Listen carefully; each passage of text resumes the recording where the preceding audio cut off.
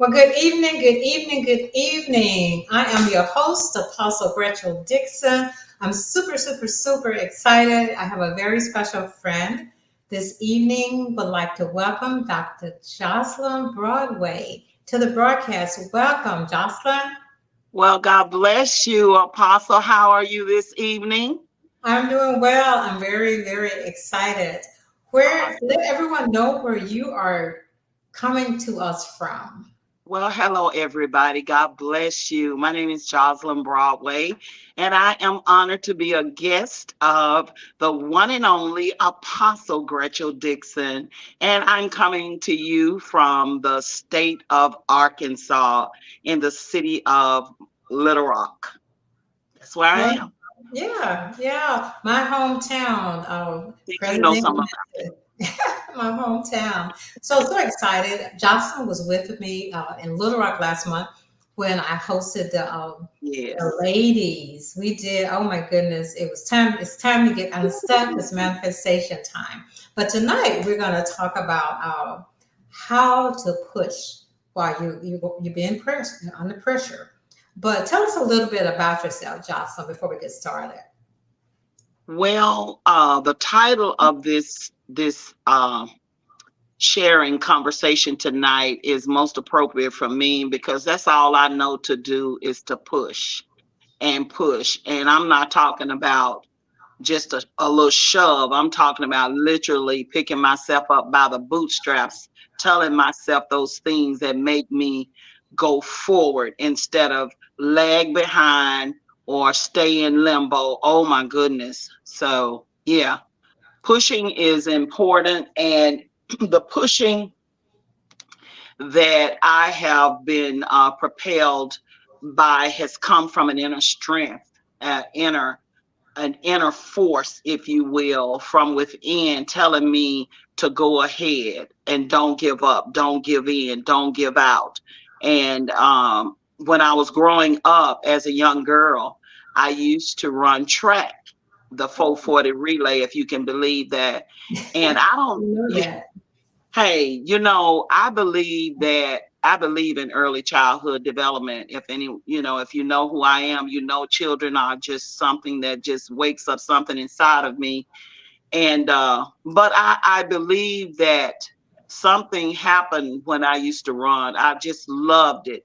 And I used to run hurdles as well. So the 440 relay, you got to pass the baton and you Mhm. got to jump over hurdles and everything. So that's what I did. And in that, I had no idea in my life that it developed that tenacious spirit that I seem to continue in my life and have seen to show up in many situations and circumstance, and actually have been a catalyst to catapulting me into another level of thinking, another level of lifestyle. Just it's a wonderful attribute to develop and to have. Hmm. Wow, that's great. Yeah, I remember I met Jocelyn when my husband and I were living in the Little Rock area. And then you transitioned from Little Rock, Arkansas over to Arizona. You had some life circumstances that caused you to relocate. So share with those ladies or even gentlemen that may be listening that as you transition from a comfortable place of what I call home and you transition you and the Lord into Arizona, how did you persevere? How were you able to push instead of saying, no, I'm just gonna stay here. Life happened instead of staying where you're comfortable with family and friends, but you like Abraham, you left all that you knew to go to Arizona. So how was that? For someone that's thinking about doing it, what was that push? What was it that kept you going? Well, there were a lot of dynamics in what you just said in that statement, because I had went through a divorce and I was actually just sitting in a place in limbo. I mentioned earlier about that middle ground. And I so happened to be blessed with three wonderful souls. Oh my God, my kids. Mhm. And I actually uh, was very dormant at the time in some things, and I just found myself coming to myself. I said I came to myself, Mhm. and with the help of my wonderful children, and they said, "Mom, you know what? You're beautiful." Kids will tell you that. But they said, "Mom, you're beautiful." And you just go on with your life. And tonight I'm just being very transparent because I found that, I thought at one time I was a Proverbs 31 woman, and I probably Mhm. was. But one thing I can tell you is I'm that Titus 2 woman. So I'm the senior lady. So I Yeah, might that I part. might just have a little bit to share with people, and Mhm. prayerfully it will help them. But certainly I got up out of that place, and I found myself headed to Sacramento, California, where my sister lives. She resides there. And we were just going to be the Golden Girls and wait for our baby sister to retire. And then Uh-huh. we were just going to engraft our other sisters, Catherine and my sister Sandra. And we were going to all go there and be the Golden Girls and just travel. Well, little did I know, I've always kind of had me a 1099. I had me a little business on the side. Mhm. And I thought I went to Arizona to do a party with a friend, one of my business partners. And when I got to Arizona, I must add that it was that Arizona sun. It was beautiful, but I thought that was beautiful, but it was that Arizona night. If you've ever been in Wow. Arizona at night, those stars out there. I lived in a beautiful area in the West Valley, and I was where there's tropical trees, and I came from Arkansas, or better still, I came from Texas. And so to go out there and to enjoy life. I mean, as part of my regular life style, I would have a jogging trail that was well lit. I Mhm. had a clubhouse. I really lived very well there in Arizona, I may add. And I can tell you that it was not it wasn't what I thought. I thought I was just coming there, Mhm. until my car was shipped there. But God just had a way about himself. And I felt like he told me to just stand still. Mhm. And so I started looking for me a place. Well, it didn't take very long. I was led to this place. I had looked at one other place prior to moving there in that particular area I was in. And when I found this place, you guys, I'm telling you, it was as if I knew already this was my home. It had been there all along.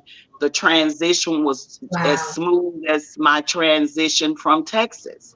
And so I thought, wow, so I have a place now.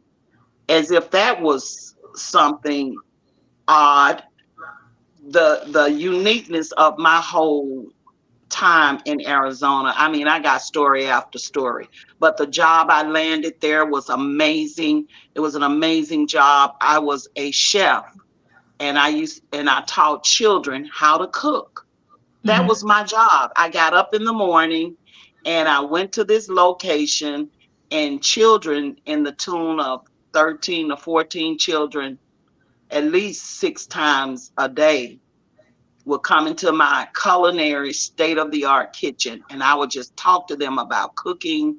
I would teach them math. I would laugh with them, and then I incorporated storytelling and acting, and oh, y'all, the list goes on. So Arizona was a wonderful place for me, but it initially started with me in a place like Lodabar, if you will.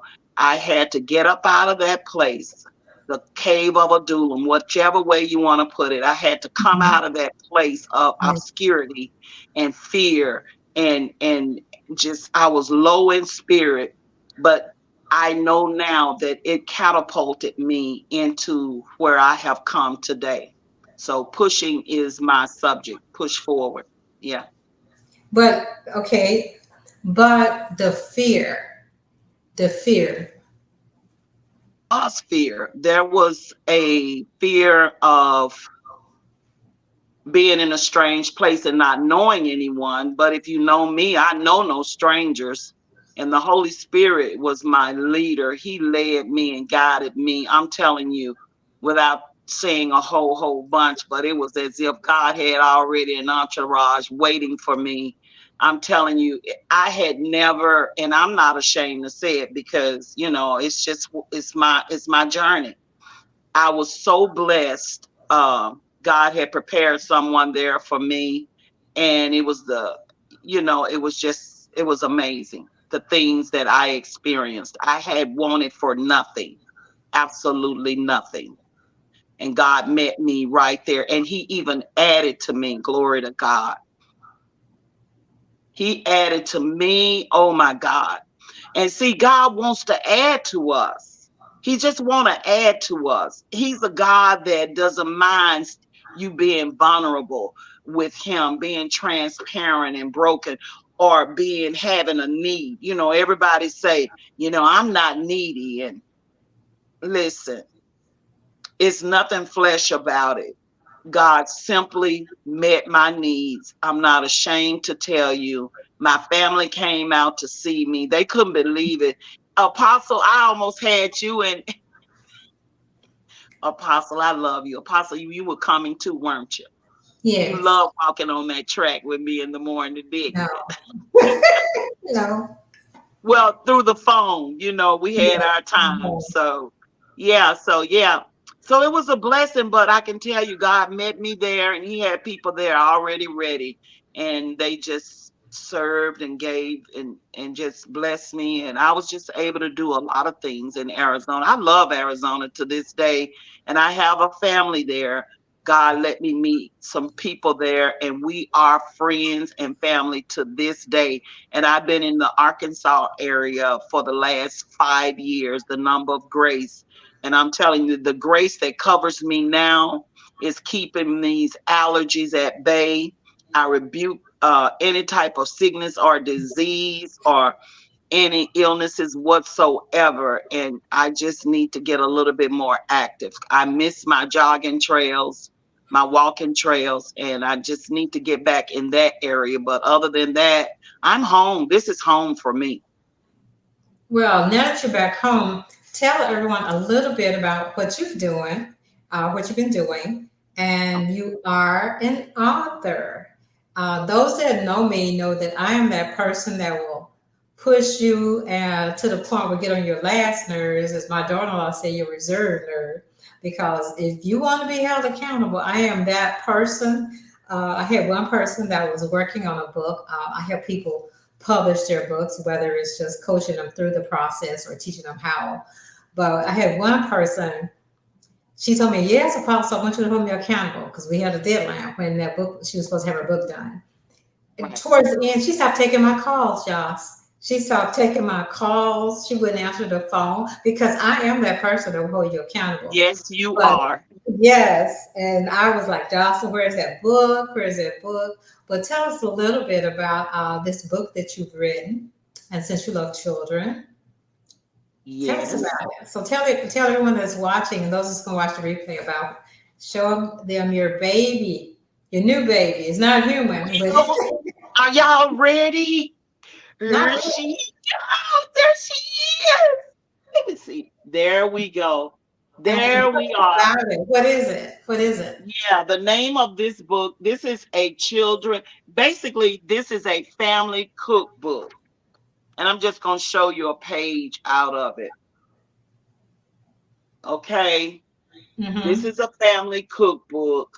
And this is what I was doing in Arizona. This Okay. is where I got started. So I'm just showing you that little picture. And this is the cover. And I love to tell you this. Living Waters Publishing, they are a company here in Arkansas, published this cookbook for me. And I met her at my church. We attend the same church, Covenant Faith Praise and Worship Embassy, 9900 Brockington, Sherwood, Arkansas. Did I put a plug in or what? I see that now. Okay. Well, I tell you what, that's where the other part of me. is. And of course, I love Apostle Brenda Jefferson. But I want you to know that we attend the same services. Living Waters publisher, the Maris, Ladidra Maris, and her husband, and so they do a great work. So they published this book for me, and I just had a brief conversation with them and told them my experience and what I wanted to put together. Basically, all I said, I just want a book where I can put the pictures of the children in and recipes, and that's it. Because my desire was to get the families back to the table, because Mm-hmm. we eat out a lot. We still eat out, and no matter how high the prices go, I believe we're going to continue to eat out. But what Mm-hmm. I found out working with children in the culinary industry, I found out that children want to be heard. They are constantly Mm-hmm. saying something, if not by words, they're showing it in their actions. And Mm-hmm. when you cook with them and when you feed them, you know, good things, they respond to you in a different way. And I did say respond. They Mm-hmm. respond to you. And that's what you want from your child, not a reaction. You know, Right. you want them to respond to you. And so I mean, we talked about everything. I had children that would come into my kitchen, and they were not eating certain vegetables that their parents wanted them to eat, such as Mm-hmm. green beans or carrots or something of that, broccoli, of course. Well, Mm-hmm. children did like broccoli because of the cheese that you put on it. But Mm-hmm. I want you to know that I found it to be most fulfilling to interact with them through making or preparing just a meal that only takes 20 minutes, Right. and then we're eating. And that's what I would do with them. And just to add to that, the chef hat, the coat, and Mm-hmm. all of those other things were important to them. And they knew if they came in chef's kitchen that they had to dress out. Mm-hmm. And you would not believe how God just came through there and just gave me a cadence for them. And that I would do each time that they would come in. They get it. The typical day was you walk in, and I'm talking children that are 3 to 5 years old, Mm-hmm. 3, 4, and 5 year olds. Mm-hmm. Okay. So they don't even come to my waist, but you should see them. They step up to the stepper and they turn the water on. I taught them how to wash their hands, and they didn't do anything until they washed their hands. And then they would go and get their aprons and hats, and they would put them on, and I would help them tie it up. And then they would talk to their friends, and they could probably get in an argument or a fight when they first started coming. But I told them, I told them. So guess what? So the cadence was all hands on deck. So what that means is they put their little hands on top of the stainless steel. When I tell you it was a state of the art Mm-hmm. kitchen, it was just like the one that you see on the show Chopped, but it Mm-hmm. was ergonomically correct for children. Put Uh-huh. it like that. So they put their hands, I would say, all hands on deck, and the sound was unbelievable. The laughter turns into all hands on deck, and they ready to go because they respect chef. And I was able to teach them all types of things, how to socialize with one another, how to share, how, every one of the tools that I used in my cooking experience. They were able to identify them just by rote. I pick it up and say, what is this? They would tell me what it is. And then they knew the dish that I prepared. And I actually don't tell anyone, but I actually did a mock chopped uh, event there with the kids. I just worked with the kids, but it Mhm. was amazing what God allowed me to do. And did I know he was healing me? Did I know he was restoring me to my optimum self at the time? No, I just kept pushing forward. I just kept going back to work, and I just went back to work and back to work. And little did I know change was coming in my life. And I had some changes. Yeah, I had some changes. But look at me today. He gave me a complete book, and I've sold already. Today, I've sold 13 books already, and my books are for sale. They are $35, and you can actually go to my website, Set Time Empowerment Group, or you can go to Josalyn B. New Beginning and purchase your book. Okay, just click on the link and it'll lead you right there. So I thank God for it. And the inspiration for this publishing came from Kingdom Kids Child Care Center and Bumblebees Academy. You see the castle Mhm. and you see the bumblebees there. Uh-huh. Okay.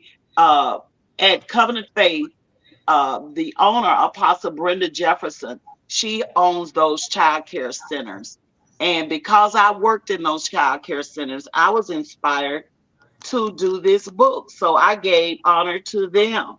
And so I would have loved to name this something else, but Cooking with Chef Broadway, I thought that was pretty good because that kind of keeps it, where I'm able to do some other things. But it's such a beautiful cover, and it is my vision. Thank you once again, Living Waters.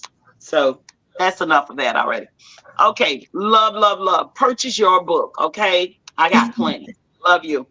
Yeah, and one of the things that Thank you said you. as we get ready to wrap up, because I know Yes, you have some other appointments, but I want to thank you again for being on the show. But also, absolutely. one thing you said that was so important for us these days, just getting the families back, communicating, taking time out. We take our kids and grandkids to the parks, and we may take them to the different amusement parks, but there's nothing like spending that one-on-one time with them, whether it's in the kitchen or outside. But just being very creative, and I think that's a great way to do, because I remember my granddaughters as they were growing up. I don't know if they so much like cooking now, but they always wanted to be in the kitchen creating something. And so that's a great thing that you have, and I'm so proud that it was finally birthed. It's been in the works for a long time, but we all know that everything is according to God's timing. Uh, Yes. so once again, if someone wanted to reach out to you on and have you maybe do a workshop at their business or their church, uh, how would they connect with you? How do they find you on the social media outlets? Okay, well, I'm out there on Facebook at the moment, and I believe I'm on Instagram as well. But you can definitely look me up with Josalyn Broadway or Josalyn B. New Beginning. And then, of course, Set Time Empowerment Group, which is my 501c3 nonprofit organization. I also have an LLC. It's called Over the Top Consulting and Events. I am a certified belief therapist as well, which is a biblical based counselor. And also, I'm just working in ministry in my local church at Covenant Faith. Praise and Worship Embassy in Sherwood, Arkansas. I am I'm just involved in the Chamber of Commerce here in the area where I live. I'm a community planner and event planner, and I'm almost to complete a college. I'm about to get my bachelor's Yeah, that's in great. business. That's Yes. And you know what, Apostle? You have been so inspirational in my life. I love you so much, and I'm not tearing up, but I am inside because You believed in me. You loved on me during the dark times and just times when I just wanted to question myself about things. You were there. And I want to give you your flowers and tell you, I love you, Gretchel. I love you, Apostle. And thank you, even for this, because I'm going, what you want to talk about? You know, I don't do all that talk. She says, Yeah, I yeah, don't. she does. You can She tell. wouldn't even let me practice. I said, well, that's good because I believe in authenticity and just speaking out of my heart. And I just want people to know, you know, that God is real and he's using us in many, many ways. And you know what else? I didn't know that I could draw. I learned that it's so many gifts inside of Mhm. us. If Yes. we would just abandon ourselves to what we think we ought to be doing Hmm. and just adopt this attitude, not my will, but your will be done. Not Yes. my will, Lord, but your will be done. Yes. And the Bible speaks, I mean, the fruit of the spirit, the one of endurance, you've got to go through some things. Trust me, you have got to bear that fruit. And it's going to be through tests and trials. You're going to Yes. bear the fruit of love through tests and trials. What Hmm. else is going to bear the fruit? You know, you've got to, the things that we go through, I call them the vicissitudes of life. I came to find out that they're there just to make us into who God called us to be. Your test is by design. God Yes. knows what it's going to take to extrapolate the best out of you. So Yes. embrace it, embrace the push.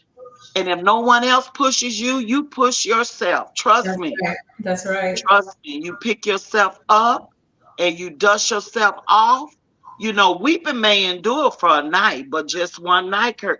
Weeping may do endure for a night, but joy gonna come in the morning. Amen. And morning Amen. can be when you say to yourself, you know what, enough is enough. And you just go out there and do all you can do.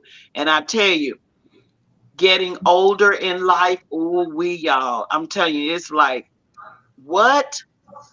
It's a blessing. God said, He said, we are a kingdom of priests and kings. So we Mhm. might as well just embrace what God has already ordained to be in our lives. Yep, that's Okay, true. no chaser. Just That's it. be who That's God it. say be. That's it. Well, I thank you love it. again. And those of you Amen. that tune in and watch the Yeah, replay, like I said, you can find us both on Facebook. yeah. Share the video, go out to YouTube and like my channel. And we'll see you again next week with another person on Fatal Distraction. Let's chat. Have a good night.